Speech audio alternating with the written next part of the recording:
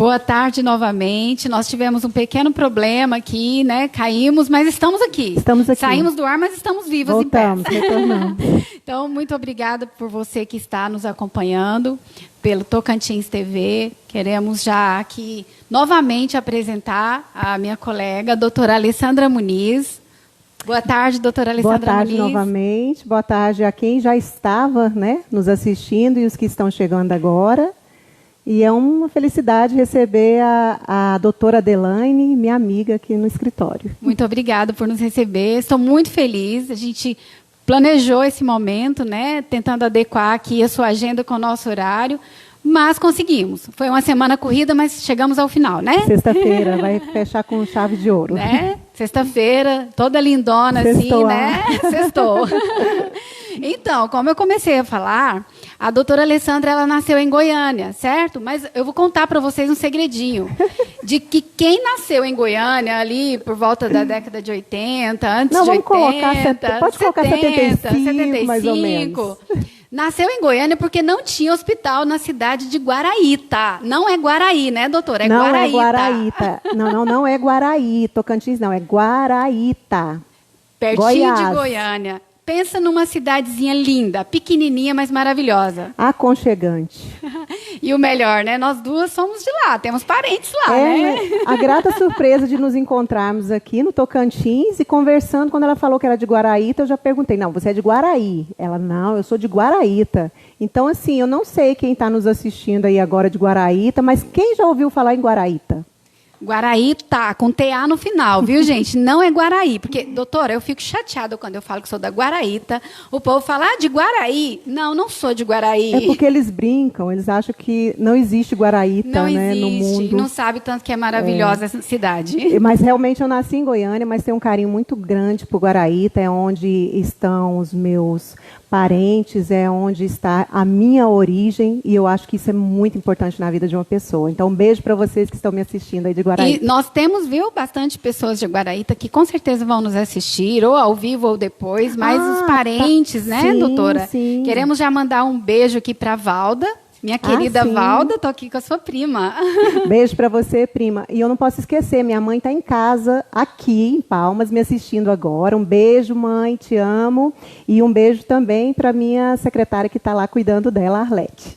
Um beijo para vocês. Qual que é o nome da sua mãe? Ai, gente, é difícil. É Deltrudes, mas chama de Delta. Dona Del, um grande abraço para a senhora. E eu quero mandar também, falando de Guaraíta, né, para os meus primos, meus tios, que com certeza nos assistirão. Um beijo para todos vocês. Para os meus pais que estão em Goiânia, mas são da Guaraíta também. Muito obrigada pela presença de todos vocês. Nós teremos hoje um tema muito importante da área, né, especialista aqui da doutora Alessandra Muniz. A doutora Alessandra Muniz, eu vou ter que pegar aqui o currículo dela para poder apresentar para vocês.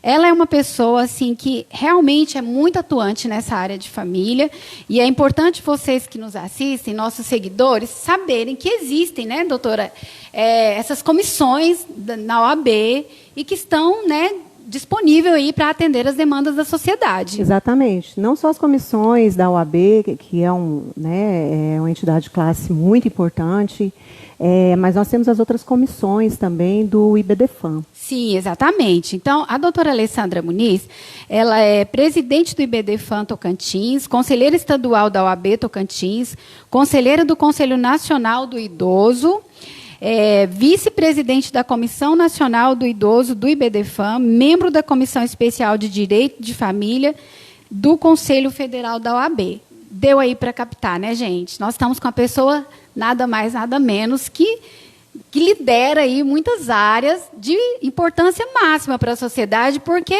a sociedade é formada por famílias, né, doutora? Sociedade formada por famílias. Mas antes de eu iniciar, eu quero agradecer muito a você, doutora Adelaine. Vou te chamar de Adelaine, porque aqui a gente está numa conversa mais informal, mas não menos importante.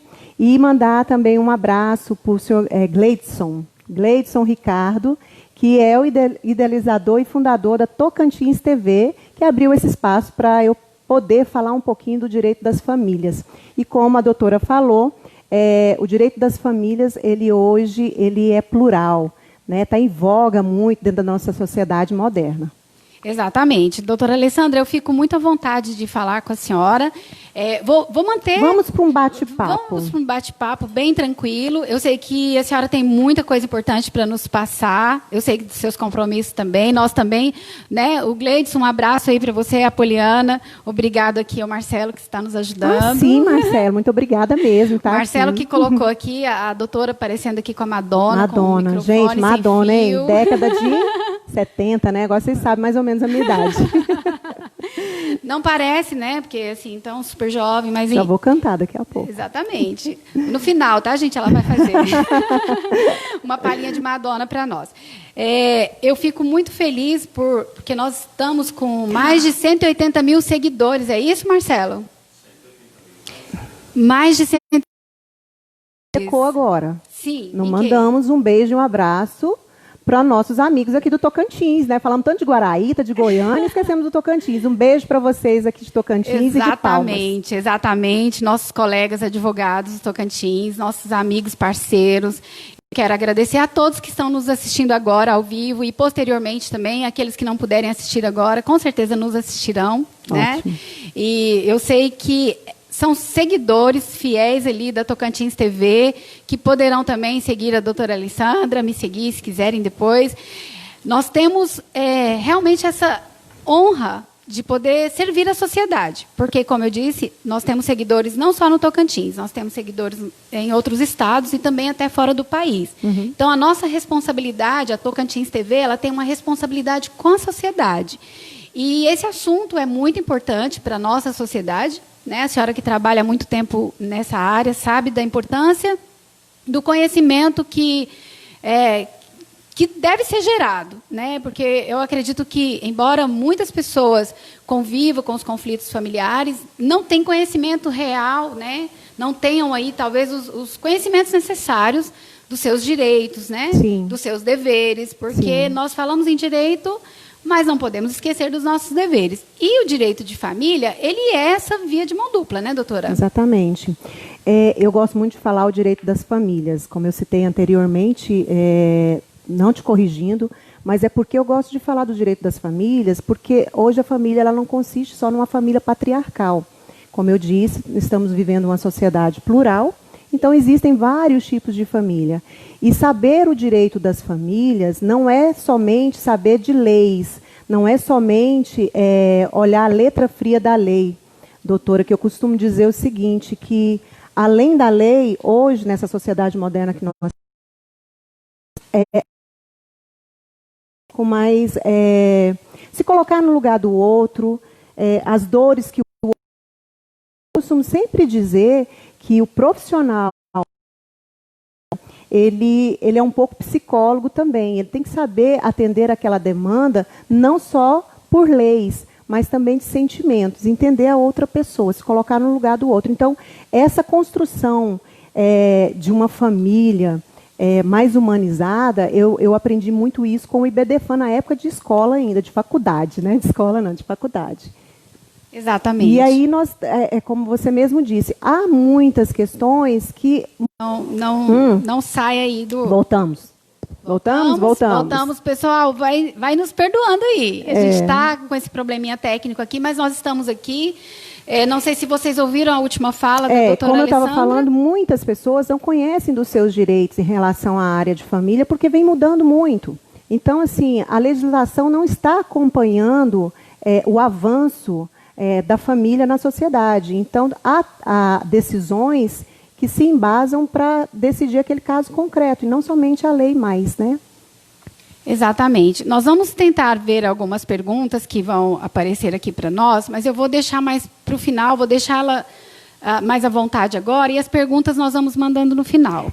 A gente combinou aqui de, como o tema de família, das famílias, ele é muito extenso, e aqui a gente tem um tempo reduzido, nós vamos passar mais ou menos pela guarda e pensão alimentícia em época de Covid, dessa pandemia que nós estamos vivendo, infelizmente. Exatamente. Doutora Alessandra, antes da gente adentrar aí ao que a senhora tem para nos trazer de orientação, de experiências vivenciadas no dia a dia, eu queria que a senhora esclarecesse para os nossos seguidores o que significa realmente, assim, não necessariamente um conceito jurídico, mas um conceito para melhor esclarecimento de pensão alimentícia. Sim, eu vou falar para que todos me entendam, eu não vou adentrar muito nessas questões de termos jurídicos, técnicas, porque eu quero que vocês me entendam realmente. Então, a pensão alimentícia, por que ela está me fazendo essa pergunta? Muitos pensam ainda que pensão alimentícia, quando o alimentante, né, dá aquele valor em pecúnia para o alimentado, que seria somente para alimentação. E não, a pensão alimentícia, ela veio, os alimentos vieram para suprir as necessidades cotidianas daquela criança ou adolescente, ou até mesmo idoso, porque a gente fala dos alimentos também em relação aos idosos. Porque nós temos, a gente que convive no dia a dia, né, no Sejusc, principalmente nas audiências de conciliação, acontece dos pais, que geralmente são os homens, né? Eu vou te cortar só um pouquinho, né? Hoje, mãe também paga pensão alimentícia. Exatamente. Os filhos pagam pensão para os pais, né? Nessa inversão. Mas o que ocorre é realmente os pais pagando para os filhos. Exatamente. Em regra, quando há separação ou quebra aquele vínculo ali do relacionamento entre o genitor e a genitora, né, entre os pais, sim, aí tem muitas questões ali de sentimentos, ressentimentos, tem aquelas questões econômicas, porque querendo ou não, quando há separação, sim, há uma quebra também ali econômica, né, porque vai dividir. Enfim, acontece de alguns pais, especialmente os pais homens, eles falam, mas o meu filho não vai comer R$ 1.000 por mês, ele só tem 5 anos de idade. Aí, às vezes, é difícil explicar para ele que não é só o alimento, né? A sim, pessoa não vive só de comida. Não vive só de comida. E eu sempre penso o seguinte, quando estava em casa, aquele pai sabia a despesa que aquele filho demandava, ou os filhos demandavam. Quando se separa, parece que eles esquecem. Não estou generalizando. Claro. Estou falando de alguns casos que eu já atuei e que realmente é isso. Então, assim, antes de tudo, como a doutora falou, quando se encerra esse vínculo matrimonial, né, de uma relação a dois, realmente vem muita questão de mágoa, de conflito, e isso acaba encostando, resvalando nas crianças. Então, por isso que eu sempre trago essa questão, as pessoas acham assim que eu sou uma advogada familiarista romântica. Não. Eu tento poder olhar com mais cuidado para as crianças e os adolescentes. Eles não sabem dividir, doutora, né? A doutora sabe também, o pai e a mãe de pessoas ali que conviveram casados dos pais. Então, para eles é tudo igual, né? Para eles é tudo igual. Então, assim, a pensão alimentícia, ela não serve só. Tem alimentos, tem vestuário, ele tem que morar, porque se não tiver uma casa própria tem que pagar aluguel, ele tem transporte, ele tem escola, ele tem remédios, ele pode até ter plano de saúde, enfim, são N coisas, né, para que ele supra aquela necessidade cotidiana. Exatamente. Sem contar que tem as mães também que trabalham, que às vezes precisa deixar numa creche, com a babá, enfim, exatamente, tem toda essa questão. E a gente sabe que não é baratinho, né? Não, creche, não quando você não encontra. Então, na verdade, doutora, esse ponto eu até acho assim, um pouco exagero, mas eu sei que criança dá trabalho, exige cuidados específicos, né? Constantes, mas existem creches, existem, às vezes, escolas infantis que são mais caras que faculdades. Né? Cursar aí, pagar um curso superior está mais em conta do que pagar uma creche, às vezes. Exatamente. E muitos, a realidade, gente, de muitos não é de colocar numa creche particular. Isso aí é o mínimo, né, da população. Exatamente. Então, essas crianças acabam sofrendo, né, essas mágoas dos pais. Exatamente. Que a gente trabalha muito com a oficina de parentalidade no Sejusc, que quem não conhece, é bom conhecer quem está separando, é bom conhecer, procurar ali o Fórum Sejusc para saber sobre oficinas de parentalidade. A gente trabalha muito essa questão. Dentro daquele comando, da cartilha ali do CNJ, sim, mas a gente trabalha muitas coisas práticas, né? A gente dá o espaço ali para a fala dos pais separados. E muitos se reconhecem nas nossas informações. Nossa, eu não sabia que a minha briga com a minha ex atrapalha a vida psicológica do meu filho, né? Porque tudo isso causa transtorno para as crianças, né? Então, isso realmente, aquele vínculo encerrou, mas a paternidade ela não se encerra, né? Sim, a paternidade não se encerra e é como você falou, traz consequências para essa criança que se tornará um adolescente e um adulto que pode reproduzir até, né? Essas agressividades. E o que acontece, né? Por isso que a gente tem muitas essas questões hoje de mediação, de conciliação. Eu sou muito adepta a isso aí. Isso é muito bom. Quando os meus clientes chegam ao meu escritório, eu procuro escutar. Eu reservo um tempo máximo mesmo para essas pessoas, porque não é um tempo determinado que eu vou atender 30 minutos, 1 hora, não. Eu vou deixar eles falarem. Né? Ali eles vão me explicar e eu costumo dizer que o direito, ele caminha associado à psicologia. Com certeza. Então, quando eu verifico que aquele casal está magoado, que, na verdade, eles não querem se separar, não têm essa certeza, eu indico, né, uma psicóloga.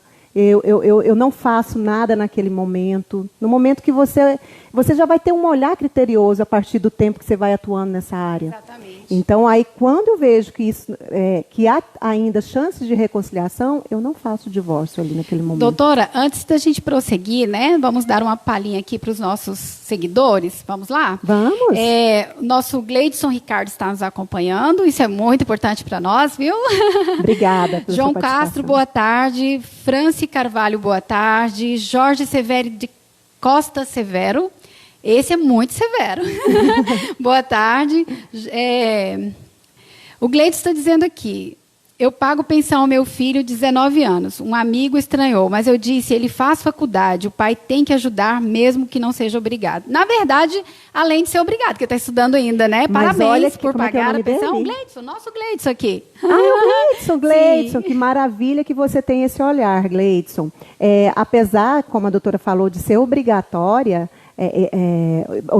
esse pagamento, você tem consciência de que seu filho precisa. E se você tem condições de pagar, gente, isso é louvável. Parabéns pela sua atitude. Exatamente. É seu filho, continua sendo seu Sim. filho, maior de idade ou não. E quem pode ajudar, eu penso que casado, formado, né? Exatamente. Atingiu a maioridade, terminou a faculdade, casou, mas e se ele quer ajudar, não tem nenhum problema, né? E aí, só complementando, puxando um pouquinho para explicar que a pensão alimentícia, quando arbitrada judicialmente pelo juiz ou feito acordo entre as partes, quando essa criança completa 18 anos, não se desfaz automaticamente. O pai ou a mãe que paga esse alimento, ele tem que peticionar nos autos, informando que a criança completou 18 anos, é maior, não estuda, porque tem que olhar isso também, porque se estiver estudando, a pensão alimentícia continua. Eu acho que essa resposta da senhora, essa fala agora, responde já a pergunta do Jorge Severo. Ele disse o seguinte, eu pago pensão para 2 filhos, um tem 26 anos e a outra 34 anos. Eu pergunto, ainda tem o direito de pagar? Na verdade, seria o dever, né, de pagar. Mas uma nessas tem condições, 26? 26 ou 34. Ele quer saber se ele teria o dever de pagar. Aí eu acredito que essa resposta já tenha sido alcançada, mas se a senhora quiser comentar... Olha só a idade. Se a gente for olhar mais ou menos, a pessoa que passa no vestibular, passa mais ou menos por volta de 18 a 19 anos, 20, vamos colocar ali. Uhum. Então, vamos olhar um curso que dure 4, 5 anos. 25 anos, então a gente imagina que ele já se formou, certo? Sim, é o mínimo. Né? Agora, aquele filho que fica, eu não estou dizendo que é o caso dele, eu vou chegar na sua pergunta, aquele filho que fica se arrastando na faculdade, para que o pai continue a alimentá-lo, a pagar as suas despesas, o pai pode, sim, peticionar nos autos, informando que o filho está realmente prolongando esse estudo para ganhar esse tipo de ajuda. Mas, antes de tudo, é bom conversar, né? O pai com o filho, para que não tenha realmente esses problemas, essas mágoas. Em relação à pergunta dele, é o seguinte, já são bem maiores, 26 e 34. E aí teria que se ver o seguinte, são filhos especiais? Porque se forem filhos especiais, a pensão é ad eterno.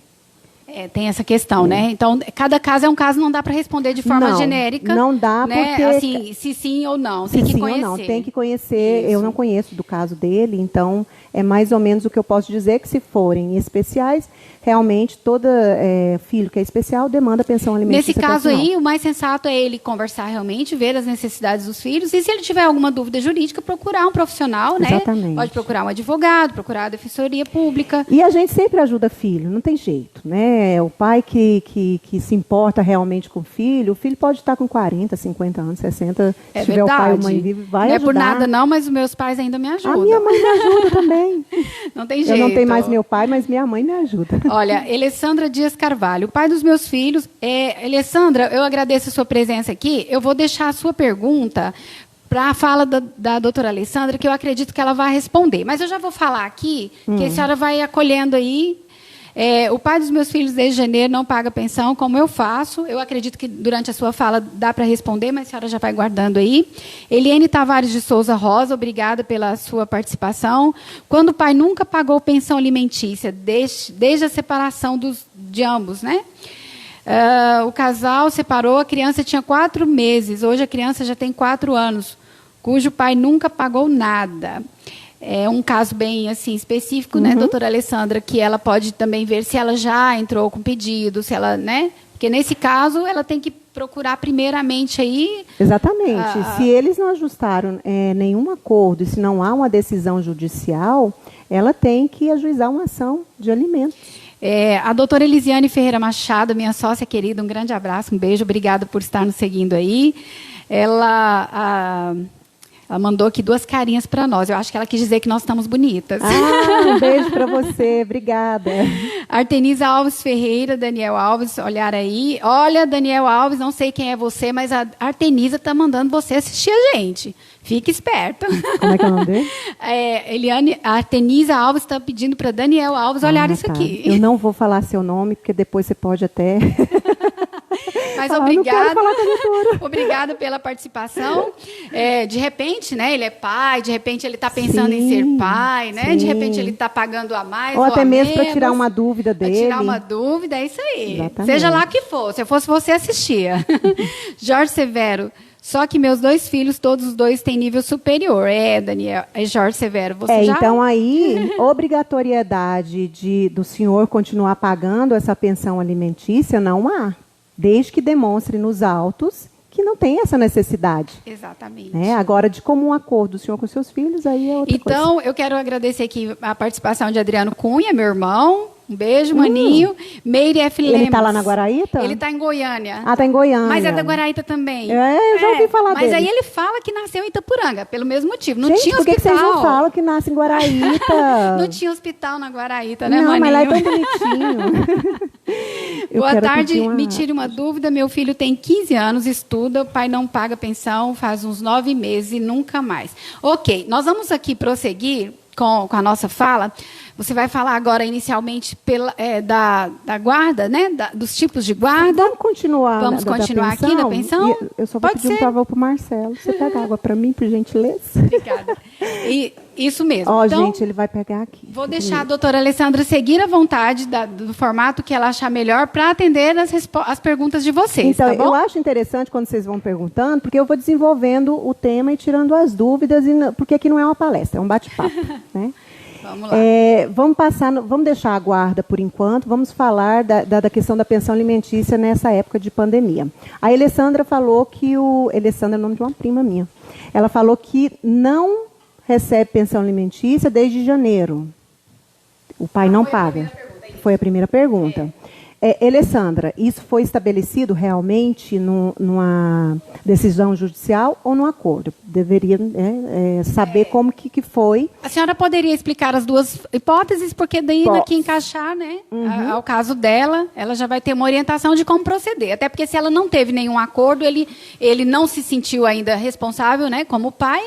Judicialmente ele está isento, né? Então, se você entrou com a ação de alimentos e o juiz lá no final te deu, na verdade, né, sentenciou a favor do seu filho ou filha aquela pensão alimentícia, ele já tem esse direito. Se você fez um acordo, assinou um documento com o pai do seu filho para que ele pagasse alimentos, você também tem um documento hábil para você cobrar desse pai. Então, se ele não paga e está registrado da forma que eu te falei, você deve ajuizar uma ação de execução na vara, né, de onde correu, se você fez tudo judicialmente, ou pegar aquele acordo e ajuizar, e vai ser distribuída uma das 3 varas, se for aqui em Palmas. Certo. Eu acredito que ficou bem esclarecido, mas se quiserem mandar mais perguntas, né, estejam à vontade. A outra pergunta, doutora, era sobre... E aí, só te cortando, tem que se observar agora, e aí a gente entra na questão da pandemia, vieram muitas questões e situações depois que a gente entrou nessa crise, né, nessa crise pandêmica. Então tem que observar se ele, não sei se ele perdeu o emprego, né, eu não sei se ele era informal, e aí tem que conversar mesmo para ver, até mesmo para aqueles que já tinham estabelecido ali um quanto de pensão alimentícia. Nesse momento, doutora, como que a senhora vê essa situação? A pessoa pode combinar entre si, vai ao juízo e informa no processo? Se como bem seria que se a gente olhar, janeiro ainda não estava na pandemia. Né? Não. E ele, como pai responsável, e aí eu digo para quem está passando por essa situação, quando é responsável, chega na mãe e fala, olha, eu não tenho condições de pagar isso mais, vamos fazer um acordo? Né? Eu não consigo. Mas pandemia, perdeu o emprego, diminuiu a renda, não o isenta de cumprir com essa obrigação alimentar. Até porque a criança vai continuar necessitando, né, dos alimentos. Continua necessitando. E outra coisa, hoje, o que ele pode fazer? Se ele estiver sentindo assim, que não consegue pagar, se ele não entrar em acordo com a mãe, ele vai, né, ao fórum, a juíza peticiona, pode ser ajuizar ou peticionar um documento dizendo que ele trabalhava, mas perdeu o emprego, ou que o salário dele diminuiu em relação por conta da pandemia, e o juiz vai analisar. E já tem decisões pelo Brasil em que o juiz ele diminui, ele olha as provas dentro dos autos e acaba diminuindo aquele valor de acordo com o que o pai traz, ou a mãe. Até porque, assim, de fato, né, tem muitas pessoas que nesse momento perderam o emprego, né, perderam seus empregos. Outros tiveram a redução, outros estão sobrevivendo ali com o auxílio emergencial, né? Que, aliás, pode também ser executado. Sim, não no bom. total, mas no proporcional ali, né? Com a lei ele pode até 50%, né? Mas hoje os juízes estão dando as decisões em cima de 40% do auxílio emergencial. Tem que levar em consideração, porque tem algumas não situações... Não é 40%, né? Até 40%. Tem situações, doutora, que a pessoa, digamos que o pai tinha um salário bom, né, uma renda que dava para pagar aí, sei lá, R$800. Hoje ele está sobrevivendo com auxílio emergencial de R$600. Então, é humanamente impossível ele pagar uma pensão de R$800. Nesse caso, ele precisa necessariamente ir a juízo informal, ele pode fazer esse acordo ali para também isentá-lo posteriormente, né? Porque digamos que ele faça um acordo, a mãe aceita, né? A criança vai sobreviver também com menos, mas depois ela pode entrar e executá-lo. Se tiver já arbitrado esses alimentos, tanto no acordo que eles fizeram ou numa decisão judicial, como eu expliquei, é bom que, se eles conversarem e acertarem, que redijam um documento que durante aquele período da pandemia, ou até que ele se restabeleça, né? Pode ser que a gente não sabe até quando vai durar essa pandemia. E pode ser que dentro da pandemia também ele consiga melhorar. A gente não sabe, né? Sim, tudo muito incerto. Mas para que essa mãe, posteriormente, use de má fé e acabe executando, inclusive pedindo prisão desse alimentante, o interessante é se fazer realmente um documento, os dois assinam, e, preferencialmente, eu sempre digo que é bom ter assinatura de testemunhas. Sim. Muito interessante, porque a gente está olhando aqui o lado, claro, a criança em primeiro lugar, sempre, né? Até porque o Ministério Público sempre vai olhar ali as provas juntadas aos autos, observando a proteção do menor. O melhor interesse da criança e do adolescente. Exatamente, mas tem que levar em consideração a situação real, né? Porque eu acho que ambos os lados têm que ter a responsabilidade, o respeito, entender que agora vai ter que sair da escolinha, até porque não está podendo, né? Não vai poder fazer o futebol, não vai poder fazer talvez a natação, vai ter que cortar alguns gastos. A tabela, né, que a gente costuma apresentar, que eles trazem para a gente, eles já trazem assim, escolinha de futebol, tanto. Curso de inglês, o inglês continua online, provavelmente, né? Escola continua online também, mas aquela despesa que ele tem que não faz, eu acho que pode-se chegar a um consenso realmente da mãe ou o pai, dizer, não, se isso aqui não está pagando, se ele não está fazendo, então tá, vamos tentar ajustar isso aqui. Porque se for para a justiça, vai demorar também. Exatamente. Entendeu? Nós hoje estamos com teletrabalho, não tem como a gente despachar com o juiz, né, até mesmo por conta de nos resguardarmos, né, em relação ao vírus. E o próprio trabalho, né, presencial foi suspenso, né? Sim, então, sim. De todo modo, acarreta muitos prejuízos ali, talvez fazer o acordo entre si, honrar, né, respeitando um ao outro ali, a necessidade do momento. Exatamente. Tem que olhar a necessidade, que você falou, a gente sempre, o juiz também sempre observa isso nas decisões dele, necessidade, capacidade e proporcionalidade. Antes a gente usava só esse binônimo, né, capacidade e necessidade, agora é trinônimo, né, tendo a proporcionalidade também. Exatamente, porque imagina que ele tem uma despesa ali com outra família, tem outros filhos, né? Tem a despesa pessoal, porque ele precisa se manter, precisa se alimentar. Justamente essa questão do auxílio emergencial, por isso que não se pode descontar tudo. Porque ele também tem direito à vida, né? À alimentação, essas questões. Exatamente. Vou ver se a gente tem mais algumas perguntas, antes de trocarmos aqui o assunto. Deixa eu ver aqui.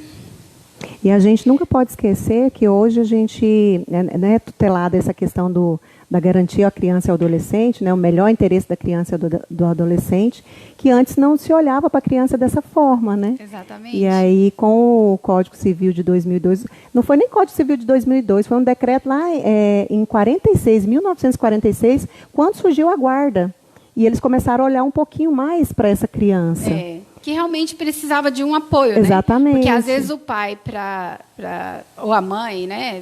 O casal ali que separa acaba ignorando as necessidades da casa para poder, sei lá, uma forma de vingança, e esquece que tem uma criança ali que não tem culpa daquilo. Nós temos muitos casos de pais que não pagam pensão alimentícia, eles dão baixa na carteira, né? Não querem mostrar para o juiz que eles não estão trabalhando, mas ostentam uma vida exatamente, inclusive nas redes sociais. Em algumas ações de família, a gente percebe que as mães juntam, né, prints de Facebook, né, para você que gosta de ostentar aí com as namoradas, lancha, né, aqui no Lago de Palmas com muitas bebidas caras, né?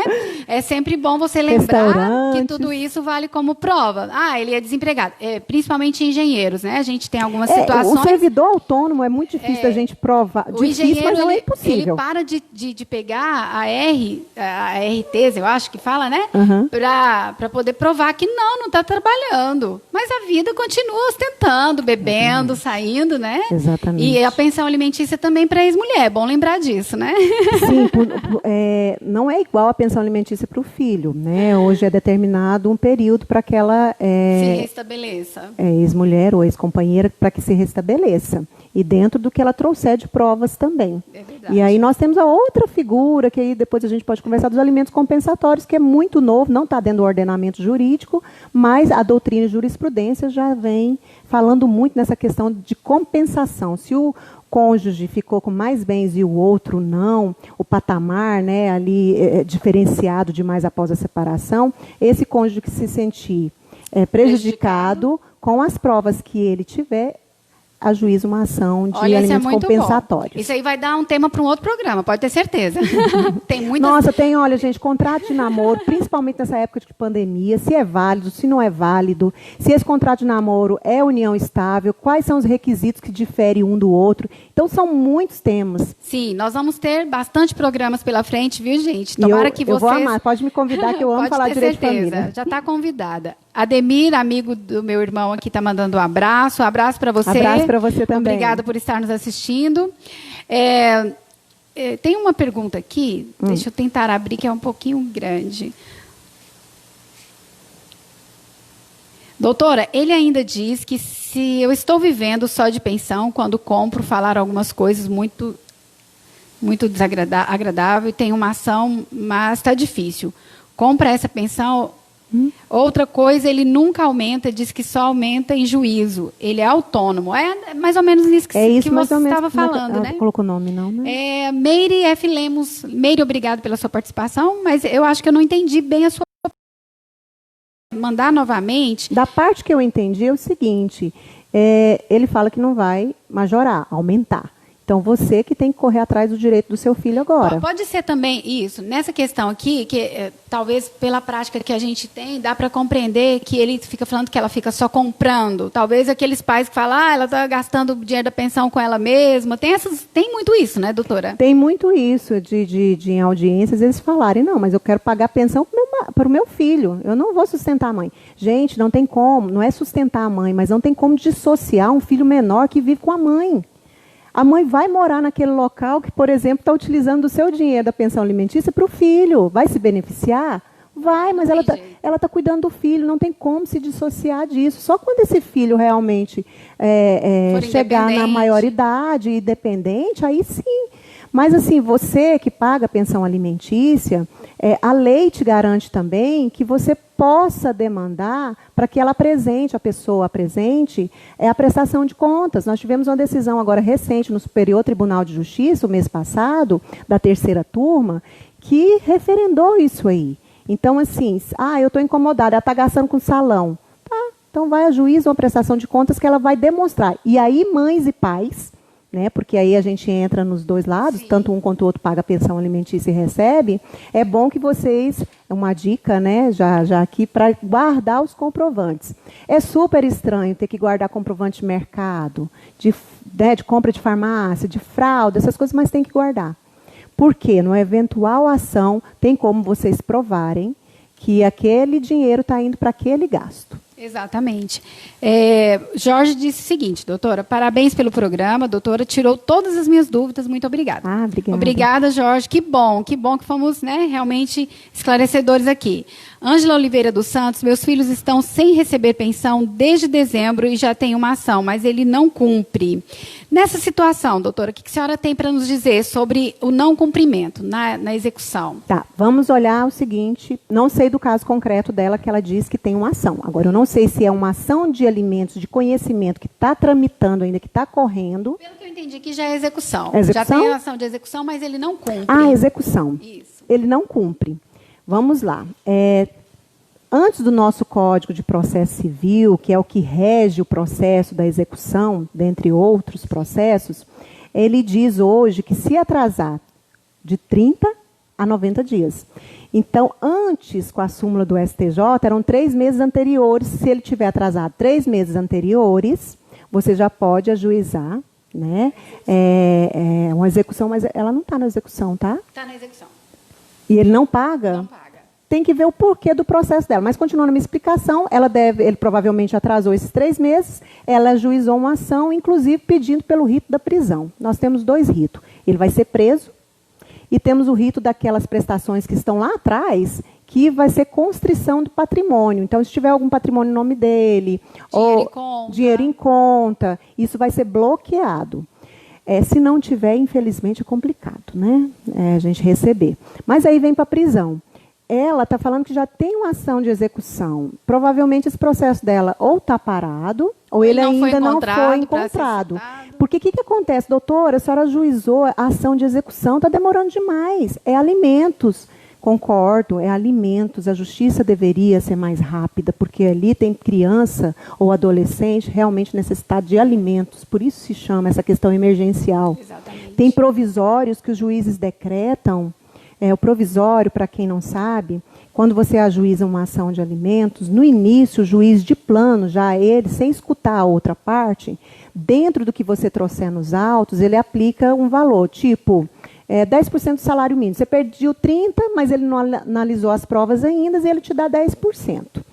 Esse provisório vai ficar até o final do processo, quando ele realmente, o juiz, determinar os definitivos. Então, veja bem, no início, os provisórios foram arbitrados justamente por ser rápido, para ser rápido e atender aquela demanda No entanto, o alimentante ele é citado a pagar, certo? Na ação de conhecimento ainda. Sim. Não paga. Outras vezes não é encontrado. Ah, encontrei, cito, beleza, ele já vai ter que começar a pagar aqueles alimentos, certo? Mas não paga, ele espera a execução. Muitos esperam a execução. Por quê? Quando vem a execução, eles fogem também. Eles mudam de local, eles não são encontrados. Você sabe, eles dão um endereço de familiares, até mesmo nas petições, quando você chega na casa de um familiar, ele fala, eu não sei onde está a pessoa. Aí, por vezes, é citado por edital, mas não acha bem. Sim, exatamente. Questão, então, assim, né? Até chegar a citação por edital, tem que se citar ele pessoalmente. Muitos perguntam, doutora, mas a mãe está ali dele, a avó da criança não pode receber? Não, não pode. Infelizmente, pela nossa legislação, ele tem que ser citado pessoalmente. Depois que ele é citado, aí ele ainda tem um prazo, ele tem 3 dias para pagar, sob pena, né, de prisão, ou ele pode justificar. Ele tem 15 dias para justificar. O que ele vem? Ele vem com a justificativa. E assim, a justificativa, até chegar no juiz para analisar, demora. Ele pode peticionar com a justificativa dele. Agora, tem que ser uma justificativa muito plausível. Mas por que eles fazem isso? Para enrolar no pagamento. E sem contar que, mesmo não sendo aceita ali a justificativa, o juiz nega, ele entra com recurso, de repente, né? Exatamente. Se o juiz negou, nós temos uma questão, para quem não sabe, né? Quando o juiz dá aquela decisão, entra com um agravo de instrumento, vai lá para o tribunal. Efeito suspensivo do processo, aí demora. Então, assim, para aquelas pessoas que realmente acham que vão demandar alimentos e que será muito rápido, infelizmente não é. Nem sempre acontece de vamos colocar certo, a maioria, né? Maioria, né? Não dá. Verdade. Não dá. Às vezes acontece do pai pagar mais para o advogado do que para o valor da pensão, mas só às vezes, sim, alguma demanda mais pessoal mesmo, pirraça, né? Essa palavra, não sei se é conhecida aqui no Tocantins, mas em Goiás é. A pirraça, né? É que cada local a gente fala de uma forma, né?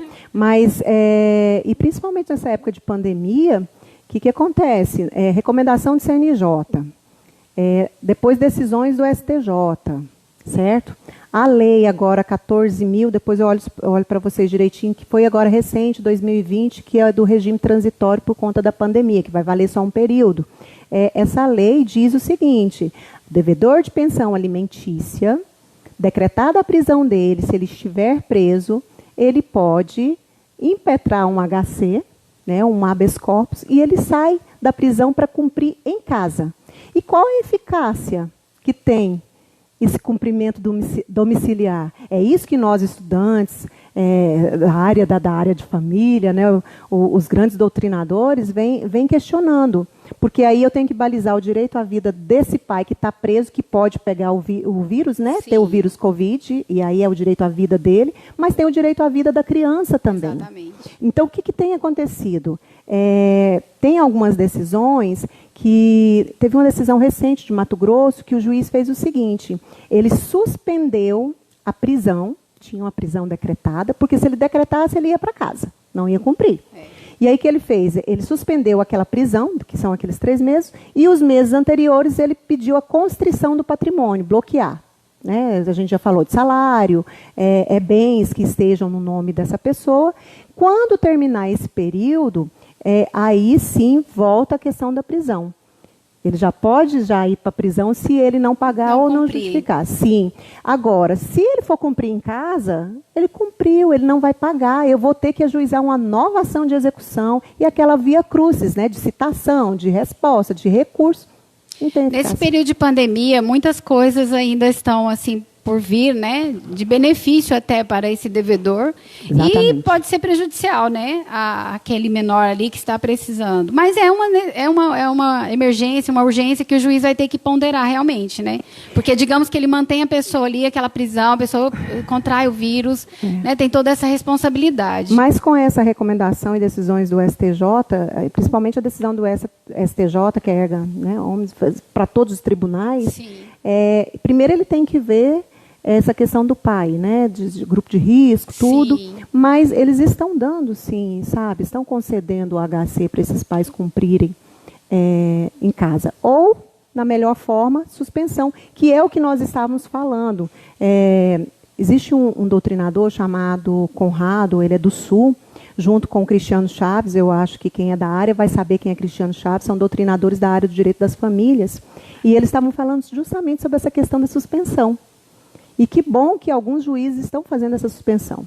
Ótimo. Doutora, já temos algumas perguntas aqui sobre guarda, mas eu vou deixar a senhora concluir sobre pensão alimentícia, se a senhora tiver algo, né, mais relevante ainda para complementar a fala. Tá, fique à vontade. Assim, a pensão alimentícia, eu acho que a gente já respondeu tantas questões aqui que são afetas realmente às dúvidas, né, das pessoas, mas uma recorrente é a questão do percentual.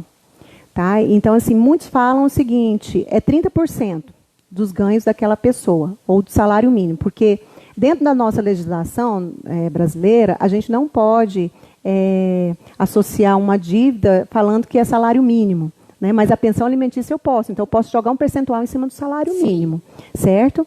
Mas não existe isso na lei de 30%. Nós temos que ver a necessidade dessa pessoa, como nós falamos, a possibilidade do pagante e a proporcionalidade daquele salário que ele ganha com o que a criança ou o adolescente gasta, além da necessidade. Então, assim, pode ser arbitrado 10%, pode ser arbitrado 20%, pode ser arbitrado 40%, né? Depende daquele por exemplo, o pai que tiver outros filhos, ele com certeza não vai ser um percentual muito alto. Se ele Porque tiver tem que ponderar o que ele gasta com os demais e com ele Exatamente, próprio, né? com ele próprio, com a nova família, que não isenta, tá? Nova família, novo filho, às vezes peticiona lá assim, revisão de alimentos para minorar. Ah, eu tenho novo filho, tá? Mas você vai ter que provar com esse novo filho que você perdeu aquela capacidade de pagar. Exatamente. Não é só porque eu tive filho que eu vou diminuir. Exato, e é muito importante o que a senhora disse sobre provar. Nós já percebemos alguns casos em que pessoas falam, minha mulher está grávida, ou minha ex-namorada ficou grávida, eu tenho que já pagar alimentos gravídicos. E depois se descobre que não tinha ninguém grávida, que não tinha. Já teve situação em que o pai conseguiu a redução dos alimentos e a genitora conseguiu provar que ele estava mentindo. Então, assim, isso é muito sério, né? Além de ser crime, né? Nossa, de falsa informação ao processo. Então, assim, ele, para não pagar, para minorar, ele disse que a namorada estava grávida. Exatamente. E que ele estava pagando alimentos gravídicos. É isso. Mesmo, aí não foi encontrado processo nenhum, exatamente. Não foi encontrado nada, esperaram-se alguns meses para ver se essa barriga aparecia, não apareceu. Que é importante dizer sobre esse tipo de alimento também, que não a grávida, né, quando ela sabe que vai ter um bebê, ela pode sim já ajuizar uma ação desses alimentos gravídicos. Para quê? Exames, né, o pré-natal todo dela, a alimentação dela, porque realmente... O que ela se alimenta é a alimentação do bebê. Né? E que provas que ela pode trazer? Aí é um pouco complicado. Por exemplo, na nossa legislação diz o seguinte, que você traz 3 declarações, 3 pessoas que tiveram contato e que conheciam aquele casal. Pessoalmente, 3 declarações, certo? Quais outras provas? Meios de conversa, WhatsApp, certo? Agora, eu me pergunto, essa é uma dúvida até minha, que depois eu quero até tirar com meus doutrinadores, né? E aquele que teve só uma noite e engravidou? Não, isso é muito comum. Aquela que engravidou. E é muito comum. É muito comum. E como que eu vou provar? Quando vai fazer... ação para exame de DNA, essas coisas. Investigação de paternidade. Investigação de paternidade. Acontece de homens falarem assim, doutor, mas foi só uma noite. Mas só uma noite. Aí o juiz fala assim, só precisa de uma vez, né? Só precisa de uma vez, exatamente. Não precisa mas de mais essa do que mãe isso. que for demandar esse suposto pai com alimentos gravídicos, ela tem que trazer essas provas. Mínimas provas. Mínimas. Depois que o bebê nasce, né, aí sim... pode-se comprovar, né? Aí se pode comprovar por exame de DNA. Sim. Mas não para. Então, os alimentos gravídicos que foram concedidos a essa mãe, a criança nasceu hoje, ele continua, ele vira pensão alimentícia. Existe possibilidade de exame de DNA antecipado, mas não é seguro para a criança. Não né? não é. É muito complicado e é difícil. E até caro, né? Também. Acho Caro, que talvez o juiz consiga. ele vai olhar a criança, ele não vai deferir um exame. Só para... Se tem provas mínimas ali que sejam, né, capazes... Exatamente. Agora, essa mãe que for demandar e não trouxer provas, não adianta. Exatamente. Então, vamos partir agora para a guarda. Nesse tempo de pandemia, doutora, está tendo muito, assim... Muito problema. Muito problema com guardas, guarda visitas. Exatamente. Guarda sempre foi um dos pilares, assim, de maiores discussões dentro, e é ainda dentro do direito das famílias. Porque vem a questão, quando se separa, aí, eu quero a guarda do meu filho. Não, mas eu também quero. Ou eu não quero, né? Então, assim, eu quero em conjunto. Então, o que acontece? Dentro da pandemia, vamos falar um pouquinho de guarda. O que é guarda, né? É o direito que aquele cônjuge, né, o pai da criança tem, de guardar aquela criança, de proteger aquela criança quando ele está na... Acho que... O que aconteceu ali? Não, saiu. Não caiu novamente, não. De guardar a criança, de resguardar a integridade dele. Então, é deferida a guarda para o pai ou para a mãe, de acordo com as provas também que existem nos autos. É mais comum que seja para a mãe. E aí, quais os tipos de guarda, doutora, que tem? Para a gente chegar na questão da pandemia. Nós temos a guarda muito aplicada ainda, e eu vou explicar porque eu falo ainda, onde é dado ao direito apenas um dos genitores, para que ele possa gerir aquela vida, gerir as necessidades cotidianas, paga pelo outro, proteger, decidir, certo? Então, essa é a questão da guarda. A guarda física também, de onde a criança vai morar. Sim. Ocorre que aquela pessoa que não tem a guarda unilateral, ela tem o poder familiar. Isso não se perde quando separa ou quando se determina um tipo de guarda. Então, o poder familiar, o que ele difere ali da guarda, doutora? O poder familiar, ele vai mais além da guarda. Vamos colocar que a guarda está dentro aqui do poder familiar. Então, aquele que não detém a guarda, ele também, ele tem... ele pode tomar decisões, ele pode acompanhar Ele precisa participar nas tomadas de decisões. Isso, exatamente. Ele pode, na verdade, fiscalizar aquelas decisões que são tomadas pelaquela pessoa que tem a guarda unilateral. Um exemplo, vai trocar de escola.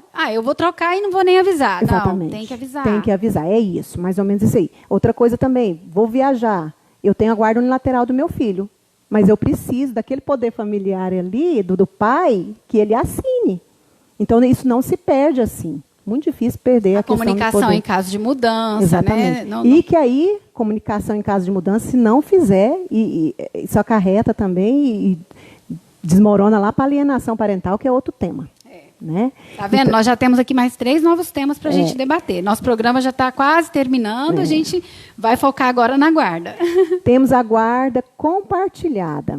Em 2008 foi instituída, na verdade, a Lei 11.698, que instituiu o nome e o fenômeno guarda compartilhada dentro do nosso ordenamento jurídico. Mas ela não era obrigatória. O que é esse compartilhamento de guarda? É compartilhamento de direitos, de deveres, ambos os pais.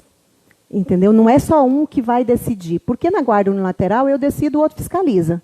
Na guarda compartilhada, os dois decidem. Isso em 2008. 2014, 13.058 é a lei, tornou-se obrigatória a guarda compartilhada no nosso ordenamento jurídico. A não ser que o outro fale que não queira a guarda. Certo? Seria mais ou menos como o casamento. Se você não disser nada, é parcial. Comunhão parcial. Sim, sim. Se você não disser nada, é guarda compartilhada. Se ele falar, não, eu não quero a guarda compartilhada. Pois é, mas se não disser nada, e o juiz determinar, ele já vai ficar compartilhado. Ou eles acordarem, porque os pais podem acordar também, né, em relação à guarda. Mas a gente vai falando aqui de justiça. Vamos colocar quando se tem um litígio ali, uma briga, né? O que acontece? A guarda compartilhada, ela é obrigatória. E ela veio atender a demanda da criança, do filho. Ela veio justamente para que o filho possa conviver com o pai e com a mãe. Porque se eu tenho uma guarda unilateral, quando há mágoa, quando há essa questão da vingança, aquele genitor que estiver com a criança vai tolher, na verdade, os direitos do outro. E aí, indevidamente. E aí quem sai prejudicado é a criança. O que está acontecendo? A gente sempre pede guarda compartilhada. Claro que eu vou observar se o outro genitor tem condições de cuidar daquela criança. Certo? Se risco, nem se fala em guarda compartilhada. Mas, o que os juízes têm decidido? Que quando eles estão em litígio, não se aplica a guarda compartilhada.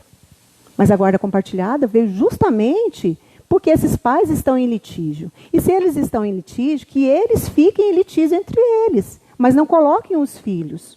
Os filhos precisam do pai e da compartilhada. Falei para vocês isso aí. É obrigatória, mas não está sendo aplicada como deveria. E nós temos a guarda alternada, que eles confundem muito com a guarda compartilhada. Rapidamente, a guarda compartilhada, ela tem a questão desses compartilhamentos de deveres e direitos, certo? Na guarda alternada, ela é mais física, ela alterna de residência. Ele fica uma semana, depois uma semana com outro, e naquela semana que ele tiver com o genitor não tem só a guarda, como tem o poder familiar. Ele decide tudo ali. É como se fosse uma guarda unilateral. Parece uma guarda unilateral, porque ele vai morar ali com o pai uma semana o pai decide o que ele faz. Depois outra semana com a mãe. E aí pode haver também essas questões de alienação parental dentro desse tipo de guarda. Isso remete muito àquela novela que passou, não sei quem é noveleira aí, mas que o pai, quando a criança estava com ele, eu esqueci o nome, Salve Jorge. Estou fazendo propaganda aqui para a concorrência. Ele falava, não, você pode chupar balinha sim, que comer agora? Pode chupar balinha, pode fazer o que você quiser, não precisa estudar não. É isso. Entendeu? Então, assim, desvirtua, na verdade, a educação da criança, se não tiver consciência. Se não tiver consciência, se não tiver consenso, porque é isso mesmo. Dentro da casa do pai, eu tenho um tipo de educação, um tipo de limites. Né? Na mãe eu tenho outro. Agora, eu acho incrível quando os pais chegam nesse acordo, sabe? De guarda, de respeitar. Por quê? Dentro da doutrina e da jurisprudência, majoritariamente, a maioria, eles não aplicam guarda alternada, a não ser que tenha consenso entre as partes. Sim. Mas eles não aplicam. Por quê? O Conselho Federal já de Psicologia, ele foi muito tendencioso em uma época de dizer que faria mal para essa criança, né? Que ela não se adaptaria. Mas já tem estudos já dizendo que a criança se adapta sim. Ela se adapta muito bem vivendo uma semana ou outra com o pai e com a mãe, porque eles têm esse poder de adaptação, sim, desde que eles estejam vivendo bem. Sim, exatamente. Né? Então, assim, eu acho louvável. A gente está quase chegando no final, mas eu encontrei uma pessoa esses dias, não vou dizer o nome, obviamente, que chegou em mim e falou, doutora, veio tirar uma dúvida e falou, eu faço guarda alternada. Eu falei, que maravilha! Foi determinado? Não, eu cheguei num consenso com a minha esposa. Que coisa então, boa. Assim, as crianças vivem bem, felizes. É isso, vocês têm que olhar para os filhos. Eu sei que é muito difícil. E a criança, em qualquer lugar que ela for bem tratada, ela vai gostar de ficar, né? Ela vai gostar. Não tem essa questão. O olhar sempre voltado para a criança e o adolescente. Doutora, tem uma pergunta aqui. Peraí. Sim. Ainda tem um outro tipo de guarda. Guarda nidal. Isso é bom. Nidal quer dizer aninhamento. Esse tipo de guarda não é praticado. Eu ainda não vi aqui no Brasil, mas a Europa ela pratica. Como é que é isso? O filho fica na casa, ele permanece, ele não sai. E os pais que alternam. Ah, que interessante. No Brasil, assim, principalmente para a nossa realidade brasileira, eu acho que não daria certo. Seria ótimo para a criança. Mas olha a despesa que a gente tem. Porque o pai e a mãe que se separam já tem... já cai, né, o padrão ali, e aí você sustentar a casa que o filho mora, a casa que eu moro, com mais outra casa, né? E um AP ali, sei lá, exatamente, cada semana. Mas lá na Europa eles fazem. A não ser também que, se o pai não tiver outra família, ou a mãe também não, né, porque geralmente tem, aí é o problema maior, né? Mas ele um para casa do outro, emprestar um apartamento do outro. Tem que ser muito assim, amigo. Vai voltar a morar junto nesse caso, de tão amigos que são. Eu acho assim que aí o bom senso prevalece. Prevalece. Tudo em prol do bem maior, né? Que é a criança. Tem uma pergunta aqui. No direito de visita, meu direito de visita foi negado. Na verdade, a audiência foi comprada por mãe. Como assim? Vamos ver aqui. A prima dela, a escrivã, promotora, morava na casa da outra prima dela e auxilia a promotora também. Prima dela, meu Deus, que coisa, né? Queria saber se eu posso recorrer em outro órgão. Na verdade, assim, esse caso... a gente nem entra nesses detalhes, a gente pode até explicar para ela que ela pode, sim, porque doutora, né? É uma questão, assim, que às vezes às vezes você pode estar com um sentimento abalado, pode pensar que teve, né? Porque é muito sério você falar também que teve venda, né? Que teve compra. Isso é muita responsabilidade. Sim, sim. Pode existir influência? Sim. Nesse caso, o seu próprio advogado, né, doutora, orienta você, vai à Defensoria Pública e peça suspeição, né, daquele julgamento ali, se bem que nesse caso não é o juiz, né? Foi o promotor que você está dizendo aqui. Mas se o promotor deu um parecer, porque o promotor, ele dá parecer, aí vai para o juiz. O juiz, ou ele acompanha aquele parecer do promotor, ou ele dá outro tipo de decisão. E outra coisa, pelo que eu entendi, foi na própria audiência, né? Se foi, por exemplo, a audiência de conciliação, você não é obrigado a fazer acordo que você não se sinta à vontade, espera um julgamento. Se não ficou satisfeito com o julgamento, teve vício... Ela foi de conciliação? Mas aí, pelo jeito, teve julgamento. Se você acha que teve algum vício, né, que é possível provar, você leva as provas para os autos, né? Dá sim para pedir uma nulidade ali do julgamento. Até mesmo quem está acompanhando, se for defensoria, se você não estiver satisfeito, por exemplo, com o seu advogado, né, procure outro advogado, ou se você não tem condições de pagar esse advogado e está pela defensoria, aí ela tem que... Até no caso de defensoria também, você pode, se você desconfiar, não é mais a sua confiança, você tem direito de pedir um outro defensor, né? E recorrer no prazo certo ali, perdido o prazo e tiver prova dos vícios, né, doutora? Levar essas provas aos autos. Não dá para a gente dar nenhum parecer aqui. O direito de convivência, que hoje a gente usa, eu gosto muito de usar o termo convivência. Sim. Visitar a filha é muito esquisito, né? Visitar é como se fosse uma coisa. Então, hoje a gente está alternando, está mudando isso aí para direito de convivência. Ele é imprescritível, como dos alimentos também. Sim. Então, a qualquer momento, ela pode até também, além de, se ela ver que não dá para recorrer mais... E tiver novas provas, o advogado vai saber, o patrono dela vai saber. Mirna Cunha Oliveira, obrigada, minha prima querida. De Guaraíta? Essa é de Goiânia, mas ela viveu lá pela Guaraíta também. Tem ninguém de Guaraíta não, gente, aí para manifestar? Da Guaraíta, olha, gente, o povo da Guaraíta trabalha muito. Nesse horário, eles estão todos trabalhando. 15 e 17 ou estão descansando. Mas eu acho que lá no meu Face deve estar, porque esse aqui é o do Tocantins TV, Tocantins né? TV, mas depois a gente vai responder lá. Nós vamos ter muito guaraítense, sim, participando. Vamos. Doutora, quero agradecer a sua participação. Terminamos. Estamos quase encerrando. Eu vou deixar um espaço. A gente está 1h e pouco aqui já, né? O câmera já está mandando a gente sair. Ó. Ei, Marcelo, você quer que a gente vá embora, sim? Obrigada pela água, viu? Então, eu quero agradecer de coração. Olha, tem muitas pessoas aqui. Leubitrem Carreta, né? Já respondemos sua pergunta, muito obrigada. Samara Silva, obrigada pela sua participação. Pessoal, desculpa se eu não falei o nome de todos aqui que estão ao vivo conosco, mas eu quero agradecer de coração todos que participaram. Doutora Alessandra, eu quero deixar um espaço para a senhora finalizar, fazer alguma ponderação dentro daquilo que já foi falado, ou se a senhora quiser mandar algum recadinho, fique à vontade. Gente, eu preparei assim, né? Eu falei para a doutora aqui que eu não ia, para a Adelane, que eu não ia fazer uma palestra, então, mas eu me preparei para falar tantas coisas e não dá tempo, realmente não deu tempo. E ela se vestiu como se ela estivesse indo para New York Times, ela ia dar a entrevista lá. Mas eu tinha que estar bem para receber minha amiga aqui também, guaraítense. Né? Foi muito bom.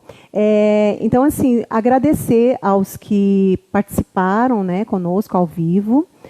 Eu espero que eu tenha respondido as perguntas e tirado as dúvidas de vocês. E aqueles que eu não consegui responder, eu acho que pode passar depois, né, doutora, pro link de vocês? Pode passar, tanto lá no nosso Facebook, né? Ou pode também mandar pergunta para a senhora, pode ser? Pode. Qual é o e-mail da senhora? muniz.advogada@yahoo.com.br. Lembrando que eu vou tirar, na verdade, alguns tipos de dúvidas que eu possa realmente responder. Sim. Tá? Até porque ela não é gratuita, tá, gente? Mas algumas perguntas, honorários para sobreviver, gente. Mas algumas perguntas que ela puder responder, que eu puder responder, né? Ou orientar, exatamente, eu faço dentro dessa da participação. Vocês mencionam que é a live que, né? Exatamente. Fala que você é, né, seguidor da Tocantins TV, você tem privilégio. E me sigam também lá no Instagram. Eu não comentei, mas ela disse que eu sou presidente do Instituto Brasileiro de Direito das Famílias. Então nós temos o Instagram @ibdfanto e o meu que é Alessandra Muniz, @Alessandra Muniz. Um beijo para todos, aqueles que ficaram até agora também conosco.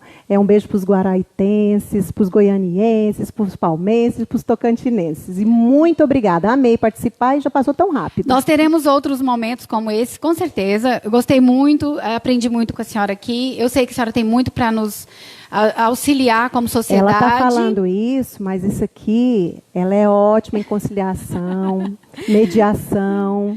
Mediação familiar, adoro. Ela é ótima, ótima mesmo. Gente, eu estou muito feliz, fico honrada mesmo de saber que Guaraíta tem bons frutos. Tem bons frutos, exatamente. E Palmas nos acolheu, porque eu amo Palmas, eu amo Tocantins. Ah, sim, isso é importante dizer. Eu também, tem 9 anos que eu moro aqui.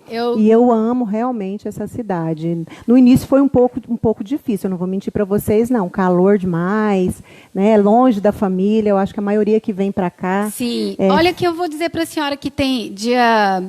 Eu acho que agora, no início de setembro, final de agosto, também completarei 9 anos de Palmas. 9 anos. Mas você sabe que eu me senti tão acolhida aqui, e eu vou dizer, a primeira acolhida foi com uma amiga minha chamada Glenda, que me acolheu com tanto carinho, e eu vi que essa cidade, apesar de ser uma capital, tem os ares interioranos, né? Sim. Então, o Tocantins amei. em si é muito acolhedor. Eu trabalhei muito tempo no interior, eu vim primeiramente para o interior, mas em Palmas mesmo, que eu moro já tem 9 anos, só que eu continuei trabalhando no interior, então eu tenho pouco convívio em Palmas. De 2, 3 anos para cá, que é o meu convívio maior aqui. Mas, realmente, o Tocantins é muito goiano, né? Continua sendo Goiás. Gente, antes de terminar, eu não posso esquecer. Eu não posso falar o nome, porque senão vão falar que eu estou fazendo comercial do escritório. Mas eu quero mandar um abraço, um beijão para o Dr. Zenil Drummond, que é meu parceiro, né, e toda a equipe dele. Muito obrigada por nos permitir fazer essa live aqui. Grata mesmo, de coração. Eu que agradeço. A Tocantins TV agradece de coração. Eu estou muito feliz, muito obrigada. Eu que agradeço, e a todos gente. os seguidores, uma boa tarde para vocês, uma ótima sexta-feira, um sábado bem feliz. Que Deus abençoe a todos vocês. Tchau. Obrigada, Marcelo, pela paciência conosco. Bye, bye.